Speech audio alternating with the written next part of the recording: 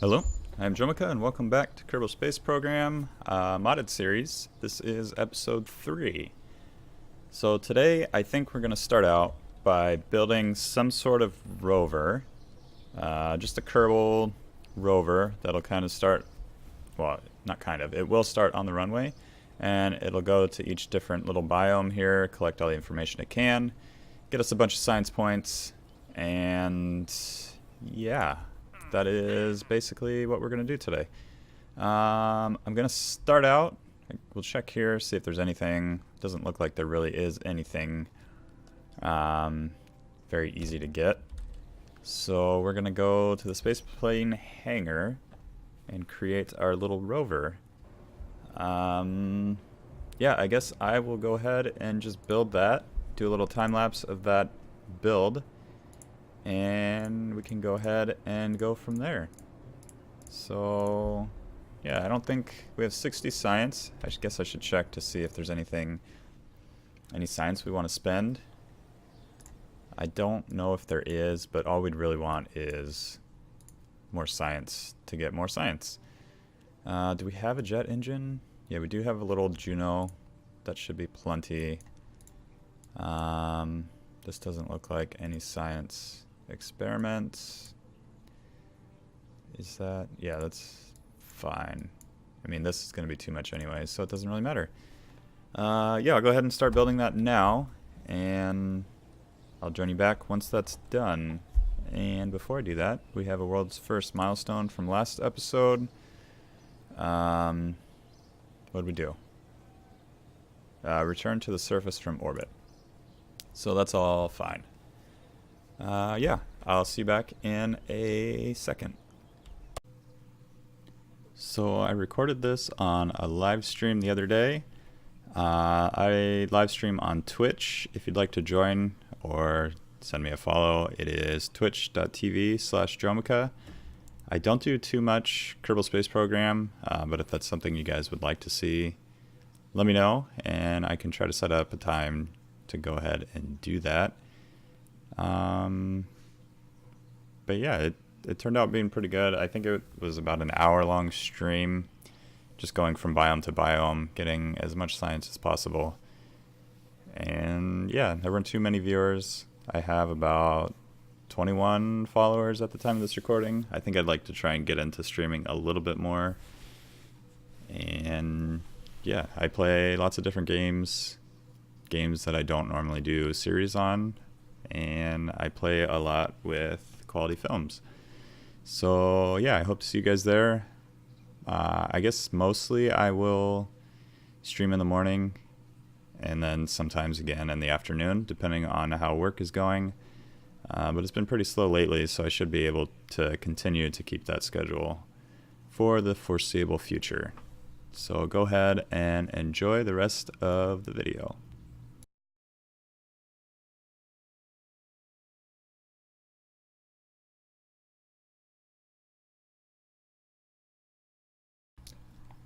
Alright, little time lapse there. Hopefully you enjoyed it. I did it on stream, and that's all I did on stream. So yeah, our world's first milestone, we've returned to the surface from orbit. That was from last episode. We also got 700 or so science from that. So we can come in here and take a look and see what we want to unlock. So each one of these takes 90, and we cannot research any of these until we upgrade the research center, which is a lot of money, and we do not have that. So I'm probably just going to go through and get all of this. 1, 2, 3, 4, 5, 6, 7. 1, 2, 3, 4, 5. So there's 5 of them we're not going to be able to do around there. 5 or 6. We probably don't need pressurized tanks right now. I don't know what to do with that, so we can leave it for now. Actually, let's go here. Yeah, it doesn't really say. This one we'll want. No questions. This one would be good to have. Not the little frog, but the docking ports. This one we can live without for now. The inline stabilizer, mech jeb, the lander can are all good things. Landing legs would be good, but we could probably live without that. We're not going to get that right now. This would be good for a plane if that's the route we want to go. What are all of these? Are these just like engines? Advanced construction stuff. So advanced nose cone, not sure what I said. We could probably live without that. Yeah, these two are just like for planes docking to each other in flight. We'll get the engines. Actually, I guess that's propulsion systems. And then bigger engines. I guess that's really all we need. We could maybe do the protective shell a little bit bigger of one. Do we have one already? It doesn't appear so we'll get that. And maybe another heat shield with landing legs. What is this? Undersized signals intelligence satellite. We could get that for some science, but I have a feeling it'll go up by itself with nothing else. Yeah, I think we can live with that. Let's take a look at mission control. I have no plans for the rest of this episode, but we'll see what we can do. So explore the moon. Just fly by with, I guess it doesn't matter if it's manned or not. Actually, do we have anything in orbit? Have we been in orbit yet? I guess that's what we did last episode. Yeah, we don't have anything outside. Or nothing stationary. And in order to send a probe up, we're going to need to send some satellites into orbit. So yeah, escape the atmosphere, orbit Kerbal. We've done that. I think what I want to do right now is get a few communication satellites in orbit. That way we can always have we can always be in contact with the Space Center. So I'm going to go ahead and try to build up something in the VAB here. And we'll do another quick time lapse and launch that into space. I think I'll do, I say this now, I'm not sure if it'll happen, but I think I want to do a time lapse for the rest of the episode. So enjoy the rest of the episode, and then I'll probably come back right as it ends and kind of wrap things up. Alright, so here I started off with the satellite. I went with the remote tech dishes. I was kind of looking around to see which ones would be best, and from what I saw, it looked like this would end up being the best. It had the furthest distance that it could travel with the signal, and yeah, I didn't really know what the cone degree was. There was a stat in there that just said cone degree, and this one was 25. Another one was, or like the stock Kerbal relay antenna was 90 degrees. So I was like, well, I'll go with the one that has a better signal. I don't know what the cone degree is. Later I found out, and now I know why it's important to pay attention to that stat.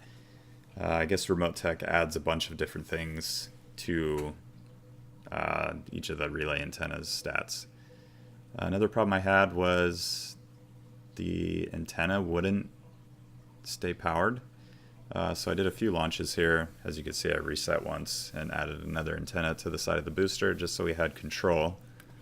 And a couple times I forgot to activate the new antenna before we decoupled the booster. So I lost signal and had to redo it again. As you can see here, we have no signal, and that's because I did not activate that antenna before we left. And you also need to, after you activate the antenna, you have to set like where it's pointing. So for these missions, we wanted it to point back to Kerbin so we can get a signal to the Space Center. If it's not pointing at anything, it's just kind of aimlessly pointing and it doesn't have a signal. So yeah, that is an important thing to do. Right here you can see that I am setting it to mission control, and we should have a signal as soon as it detaches, and there we go. So at this point I kind of decided, well, it seems we have to have a connection directly to Kerbin. So I'm going to get this one into geosynchronous orbit and just try to raise that apoapsis as high as I can. And then, yeah, once that's in a stable orbit, I can go ahead and launch the next one and kind of do the same thing. And I decided I'd do 3 of these, get them all communicating with each other and with mission control, just so we always have a connection no matter where we are. But as you'll see later, it doesn't quite work out how I thought. We still do have all 3 in orbit, and all 3 of them are working. We just won't have as much coverage as I thought we might get. I was expecting to have full coverage around all of Kerbin, but that's just not the case.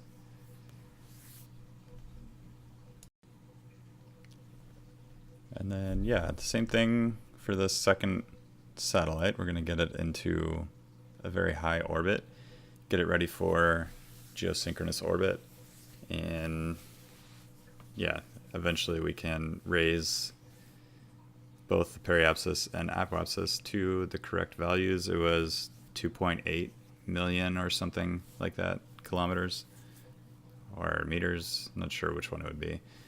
But yeah, pretty high up there. And yeah, this third one, we'll do the exact same thing. We waited a little bit longer to send it, just so they're not all close together. As you can see there real quickly, I set it up to point to mission control, just so it had a connection when I decouple it.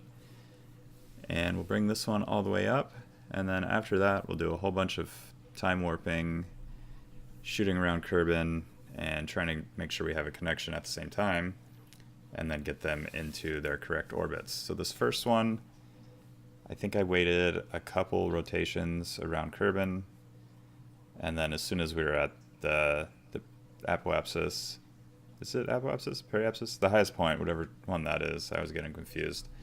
As soon as we're at the highest point, we can go ahead and do our burn to get it into a circular orbit at 2.8 kilometers. Million kilometers? Million meters? Million meters, that's what it is. So yeah, and then the same thing for the second one here. We just waited until we had a good connection and raised it all the way up. And the third one is kind of the same thing, but it'll be kind of a lot more fast forwarding, trying to get it in a good spot. And it looks like I jumped ahead a little bit. We weren't actually in a circular orbit of that magic number. So it looks like we got that first one done, and that one is actually in orbit. And then the next 2 are just a little bit trickier to do while trying to keep it a little bit further away from the first satellite. We don't want them all clumped together. We want them spread out. Ideally, we'd like them spread out evenly, like 33 degrees in between each. Is that?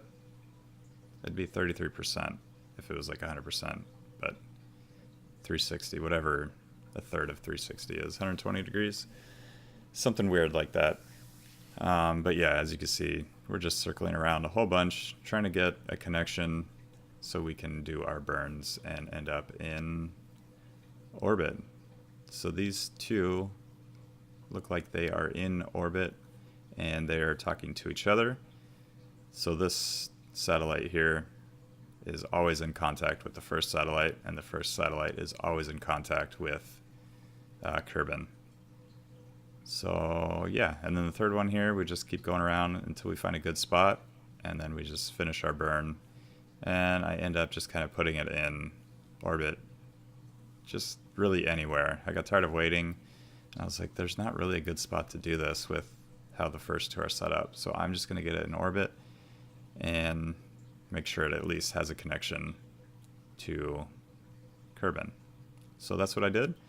And yeah, we're gonna fade out to the ending little scene here. Okay, I have the 3 satellites in orbit. They're in geosynchronous orbit, and I didn't realize that they were like these little lines here is what it sees. So this one is pointed directly at the KSC. Actually, all 3 of them are, I think. And it can point to anything on the other side of it within this little cone. So I had some trouble getting things pointing across there just because of how everything was set up. And I think these were probably the wrong satellites to use. But we'll figure it out eventually. I do have the 3 here, so if something does come, like in this side of the orbit, or basically anywhere here is all covered, I guess. We have half the planet covered, which really, it would be like they could see mission control anyways. So not really how useful this is, but it was fun to mess with and mess around with. And now I know for the future, bigger cones or the different degrees of cone angle or whatever you want to call it, the better. But yeah, we are going to call it quits for today. If there's anything you want me, if there's anything you want me to do or you want to see in the future, please let me know in the comments. It'll really help me out and kind of see which direction I should take this series. So this was the one I was using here. Cone angle is 25 degrees. This one is omnidirectional, but I guess it's not as far. Yeah, this goes 90 million meters. This goes 500,000 kilometers. We could have used this. Oh, this has a cone angle of 90 degrees, so maybe that was added in. 25, 90. Yeah, we could have used that. But that's okay. We can maybe try one of those next time, put it on the other side of the planet. We'll see what happens. But as always, thank you for joining me. If you'd like to join the Discord and chat about Kerbal Space Program or any other games, feel free to join. There's a link in the description. If you like the video, be sure to hit the like button. And if you haven't subscribed already and don't want to miss any future episodes, be sure to do that. And thank you for joining me. I will see you guys in the next episode.